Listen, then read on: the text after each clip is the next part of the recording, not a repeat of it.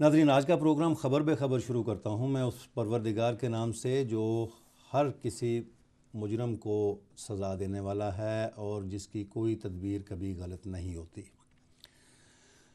پاکستان کے حوالے سے لوٹ مار، کرپشن، بد امنی، بے روزگاری، لوڈ شیڈنگ، جان لیوا مہنگائی کے علاوہ اب ہمارے لیے، خاص طور پہ شیعہ کمیونٹی کے لیے ایک زندگی اور موت کا مسئلہ، بلکہ کہنا چاہیے کہ موت اور موت کا مسئلہ بن چکا ہے کہ بینگ ٹارگیٹڈ، ہمیں چن چن کے مارا جا رہا ہے۔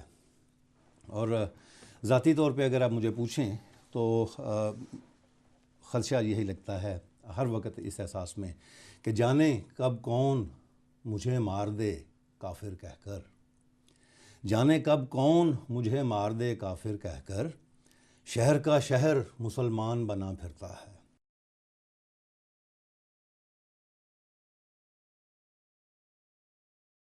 آج کے پروگرام میں مظلوم کا ساتھ دینا ناظرین بہت مشکل بات ہے اور اس کے لیے بات بھی کوئی نہیں کرتا، لیکن عجیب سی بات ہوئی ہے کہ ہمارے اوپر ڈھائے جانے والے ظلم پہ ایک آواز اٹھی، بڑی مؤثر آواز اٹھی۔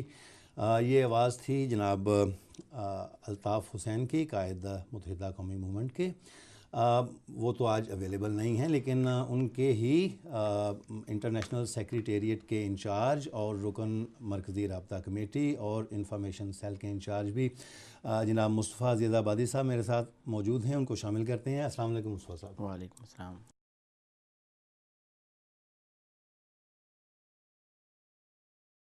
آگے لے کے چلیں مصطفیٰ صاحب، آپ کی نظر میں کرتا ہوں چند لائنیں شعروں کی لکھی میں نے اسی عید پہ۔ اصل میں ہوا کیا کہ 27 رمضان کو بھی آپ کو یاد ہوگا کہ لالو سر میں شیعہ کمیونٹی کے لوگوں کو بسوں سے اتارا گیا جو گھروں کو عید کرنے جا رہے تھے، اور بجائے اس کے کہ وہ اپنے بچوں کے لیے عیدی لے کے گھر پہنچتے، ان کی میتیں، ان کی لاشیں ان کے گھر پہنچے۔ تو وہ ایسے لکھا کہ سن شاہ شہیدان خدا عید سے پہلے، پھر خون عزادار بہا عید سے پہلے، مسجد میں کہیں آگ لگی تھی سر رمضان، قرآن کہیں پر تھا پھٹا عید سے پہلے، اور ہیں اور عزادار بہت خون میں لت پت، جلدی ذرا میت کو دبا عید سے پہلے، اور اسلام کی نگری میں ہوا رقص یزیداں، اسلام کی نگری میں ہوا رقص یزیداں، شب قدر میں یہ ظلم ہوا عید سے پہلے، اور رمضان مہینے میں ابھی ختم ہوا ہے، اب سامنے ہے کرب و بلا عید سے پہلے، اور یہ تیری رسالت کے گھرانے کے ہیں عشاق، کچھ رحم کر اب ان پہ خدا عید سے پہلے، اور دے اور کسی شاخ کو تو عید مبارک، ہم کو کوئی مرثیہ سنا عید سے پہلے، اور کیا سوگ منائے گا یوں ہی عید پہ بیٹھا، اٹھ اور زمانے کو بتا عید سے پہلے، اے خالق مطلق تجھے سرور کی قسم ہے، اب بشر کو انسان بنا عید سے پہلے۔ ناظرین، یہ اٹھ اور زمانے کو بتا عید سے پہلے، مجھے شرمندگی ہے کہتے ہوئے کہ ہماری بہت سی سیاست دانوں میں، بہت سے سیاستدانوں میں، بہت سی جماعتوں میں کوئی بھی ایسا نہیں، ایک آواز اٹھی صرف، اور وہ آواز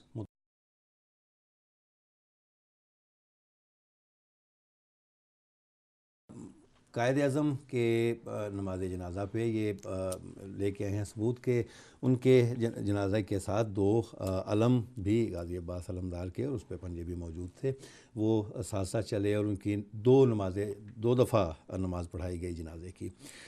ایک تو بات مجھے سمجھ آئی کہ چونکہ ہم بھول چکے بانی پاکستان کے فرمان کو، اور ہمارے سیاستدان بیسیکلی تمام سیاسی جماعتیں جو ہیں یہ بھول چکیں، اور ان کے بالکل ہم نے جو انہوں نے گائیڈ لائن دی اس سے ہٹ کے ہم نے اپنے راستے اختیار کر لیے، یا ہمارے رہنماؤں نے اختیار کر لیے۔ تو یہ ایک بات سمجھ آتی ہے کہ اس وقت چونکہ ہم قائد اعظم کو کھو چکے تھے، اور اب آ کے جو ہمارے ساتھ شیعہ کمیونٹی کے ساتھ ہو رہا ہے، یہ شاید اس کا بیج اس وقت ڈال دیا گیا تھا۔ مصطفیٰ بھائی، اس سے پہلے کہ ہم بات کو آگے چلائیں، کیوں نہ ہم سب مل کے ایک دفعہ الطاف بھائی کا وہ خطاب سنیں جو کل شام انہوں نے کیا ہے؟ جی ضرور۔ ٹھیک ہے جی۔ مجھ سے کہا گیا کہ ایک ہی فقہ کے لوگوں پر ہونے والے مظالم کی بات کی جا رہی ہے۔ میں نے کب کہا کہ سنی علماء دین کو، مفتیان کو ٹارگیٹڈ کر کے نہیں مارا گیا؟ میں نے یہ کب کہا ہے؟ میں نے اس کی حمایت کب کی ہے سوائے مذمت کرنے؟ ظلم کو ظلم کہنے کے علاوہ میں نے کیا کہا ہے؟ لیکن ذرا کوئی ایسا واقعہ پاکستان میں بتا دیں جہاں بسوں سے اتار کر شناختی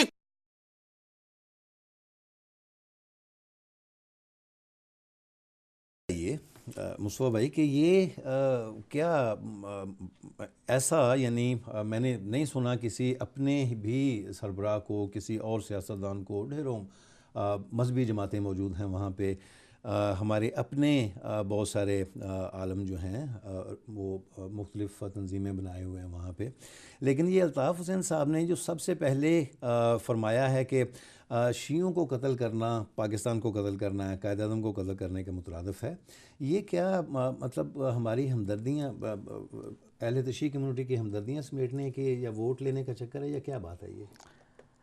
احمد رضا صاحب، میں عرض کروں کہ یہ بات تو آپ نے آج سنی، میں یہ کہوں گا کہ آپ نے آج سنی یہ بات۔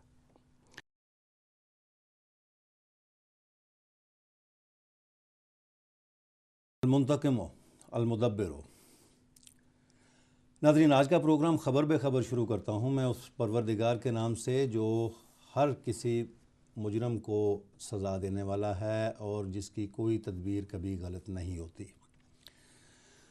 پاکستان کے حوالے سے لوٹ مار، کرپشن، بد امنی، بے روزگاری، لوڈ شیڈنگ، جان لیوا مہنگائی کے علاوہ اب ہمارے لیے، خاص طور پہ شیعہ کمیونٹی کے لیے، ایک زندگی اور موت کا مسئلہ، بلکہ کہنا چاہیے کہ موت اور موت کا مسئلہ بن چکا ہے کہ بینگ ٹارگیٹڈ، ہمیں چن چن کے مارا جا رہا ہے۔ اور ذاتی طور پہ اگر آپ مجھے پوچھیں تو خدشہ یہی لگتا ہے ہر وقت اس احساس میں کہ جانے کب کون مجھے مار دے کافر کہہ کر، جانے کب کون مجھے مار۔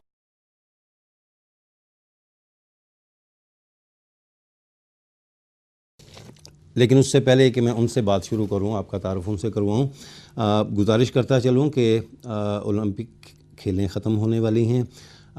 میں نے پچھلے پروگرام میں بھی گزارش کی تھی کہ اپنے سینسز کو استعمال کیجئے، اپنی چھٹی حس کو استعمال کیجئے، اپنے بچوں پہ، اپنے نوجوانوں پہ نظر رکھیے، اور کوئی بھی غیر معمولی چیز نظر آئے، کوئی آپ ایسی بات نوٹ کریں جو یہاں کی سیکیورٹی کے خلاف جا سکے، تو برائے مہربانی اسٹریٹ اوے کال کیجئے۔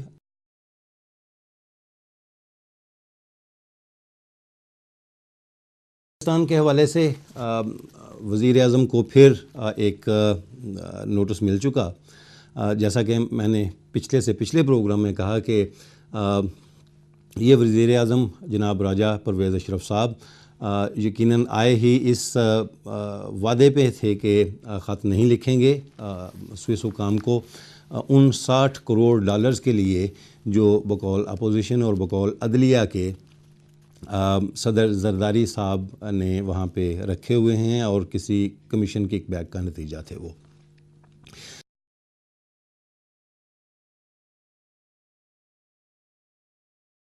اور کیا ہمارے سیاسی رہنما وہاں پہ، ان کو رہنما کہنا چاہیے کیا واقعی یہ ہماری رہنمائی کر رہے ہیں؟ انہیں ملکی سالمیت، ہماری عزت اور ہماری ناموس کا، ہمارے معاش کا کچھ خیال ہے یا نہیں، یا یہ اپنے ہی تخت اور حکمرانی کی دوڑ میں لگے ہوئے ہیں؟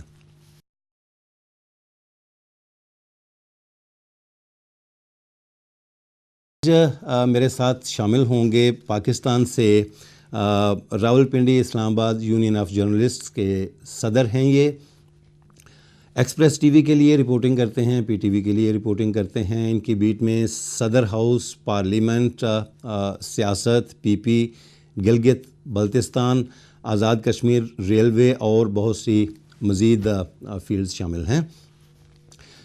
ناظرین, ان کا نام ہے وقار ستی. کبھی میں بھی ان کے ساتھ کام کیا کرتا تھا, لیکن یہ 97-98 کی بات ہے. دیکھتے ہیں اگر وقار ستی صاحب لائن پر آ چکے ہیں تو.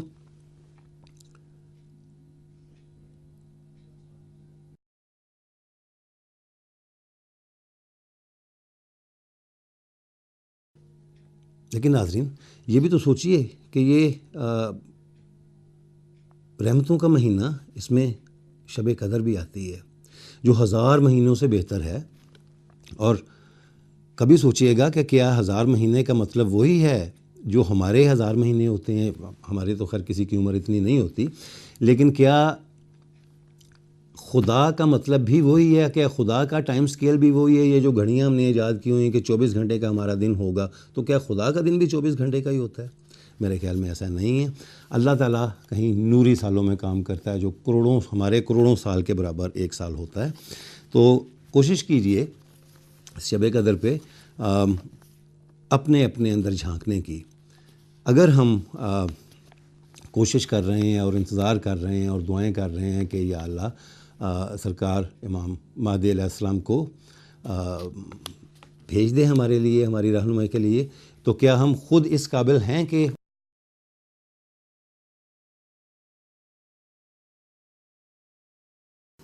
اللہ کا کرم, اللہ کا احسان. آپ ٹھیک ہیں؟ جی میں بالکل ٹھیک ہوں جی. مجھے بڑی خوشی ہو رہی ہے آپ سے بات کر کے. کبھی آپ کے ساتھ ہوا کرتے تھے, لیکن ابھی مجھے خوشی یہ ہے کہ پاکستان میں کچھ نہ کچھ وقار موجود ہے. آپ کیا محسوس کرتے ہیں اس بارے میں؟ جی بالکل آپ ٹھیک کہہ رہے ہیں. یعنی پاکستان میں ابھی وقار موجود ہے؟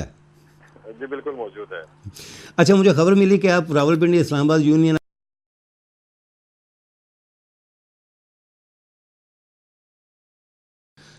توہین عدالت کا نوٹس جاری ہو گیا اور ان کو 27 اگست کو طلب کر لیا گیا ہے. کیا خیال ہے, یہ کیا خط لکھ دیں گے یا پھر کوئی نیا حربہ استعمال کریں گے سپریم کورٹ سے جان چھڑانے کا؟ دیکھیے اب اس میں 2-3 تھیوریز چل رہی ہیں جو اس وقت وفاقی دارالحکومت کے پاور کوریڈورز ہیں. اس کے اندر ایک چیز جو بڑی سنجیدگی کے ساتھ اس پہ بڑا کنسنسس ہے, اور غالب امکان یہی ہے کہ شاید یہی ہونے جا رہا ہے کہ وزیر اعظم اس دفعہ پیش ہی نہیں ہوں گے, کیونکہ ان کا کہنا یہ ہے, جو حکومتی اراکین ہیں ان کا کہنا یہ ہے کہ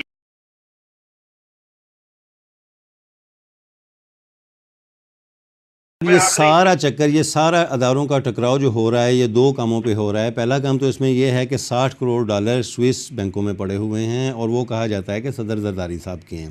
مجھے ایک بات بتائیے کہ فرض کریں کہ ہم اوورسیز پاکستانی کسی طرح $60 کروڑ پاکستان بھجوا دیتے ہیں کہ بھائی اس کام کو چھوڑ دو, تو کیا پھر یہ ٹکراؤ ختم ہو جائے گا یا کوئی اور بہانہ ڈھونڈ لیا جائے گا؟ نہیں دیکھیں جی, اگر یہ معاملہ حل ہو بھی گیا نا تو کوئی نیا آ جائے گا.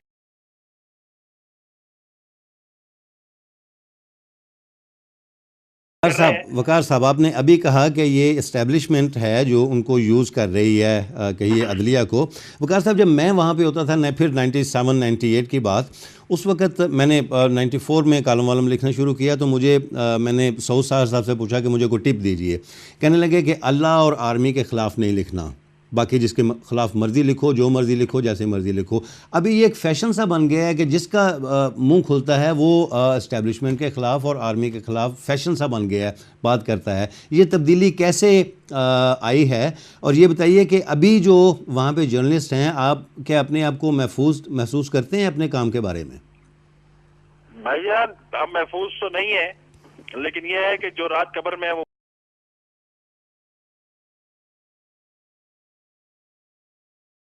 میں نے یہ پوچھا تھا کہ کیا آپ پھر وہی کہ آپ محسوس کرتے ہیں, آپ آزادی محسوس کرتے ہیں اپنا کام کرنے میں؟ نہیں, آزادی ایسا اس طریقے سے تو نہیں ہے, لیکن اس کے باوجود پھر بھی بہت سے ممالک سے ہم بہتر ہیں. ہم سعودی عرب سے بہتر ہیں. ہمارے یہاں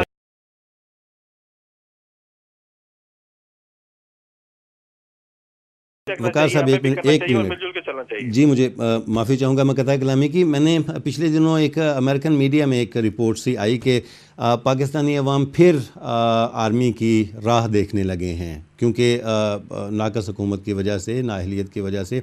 वो कह रहे हैं कि इससे तो आर्मी ही बेहतर थी। अवाम का जनरली क्या मूड है, वो किसे प्रेफर कर रहे हैं अब?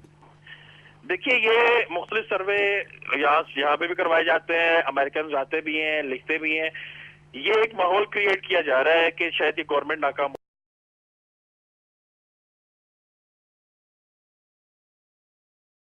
इफ्तिखार चौधरी साहब ने कि अवाम के हकूक़ का तहफ़्फ़ुज़ सुप्रीम कोर्ट की ज़िम्मेदारी है। अगर ये सुप्रीम कोर्ट की ज़िम्मेदारी है तो फिर हुकूमत की ज़िम्मेदारी क्या है? और क्या सुप्रीम कोर्ट की ही अगर ये ज़िम्मेदारी है तो क्या वो अपना ये ज़िम्मेदारी पूरे आसान तरीके से सरअंजाम दे रही है? नहीं, ऐसी बात नहीं है, ये बिल्कुल नहीं है। एक तासुर है, लेकिन आपको मैं बताऊं कि पाकिस्तानी अवाम ने, आपने पूछा ना कि वो क्या समझते हैं जी, पाकिस्तानी अवाम ने सुप्रीम कोर्ट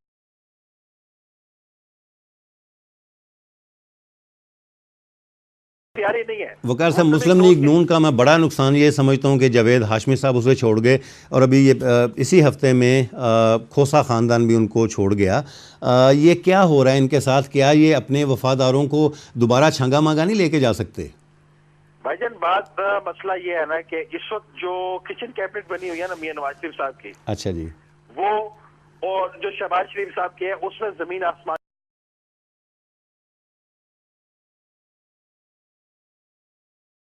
ईद के बाद मज़ीद धमाके होंगे, वो तो आप सियासी धमाकों की बात कर रहे हैं।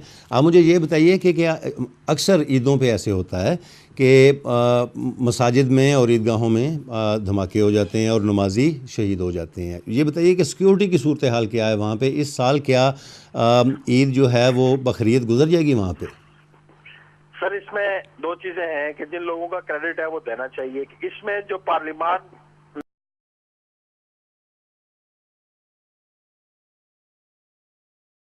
पूछूंगा कि बल्कि इसे आप समझिए कि ये मेरा आखिरी सवाल है। मुझे ये बताइए कि यहाँ यूनाइटेड किंगडम में हम अल्हम्दुलिल्लाह एक नहीं, दो, तीन, शायद चार ही ईदें करें, ये मुस्लिम कम्युनिटी हमारी जो यहाँ पे है। क्या पाकिस्तान में भी इस दफ़ा आप वही सिलसिला कर रहे हैं कि नॉर्दर्न एरिया में एक ईद होगी, फिर पंजाब में होगी, फिर सिंध में होगी, फिर बलूचिस्तान में होगी? मैं इस सवाल का जवाब तो मैं आपको दूंगा, लेकिन उससे पहले इस शर्त पे दूंगा कि आप अपनी वो हमीयत वाली गजल सुना।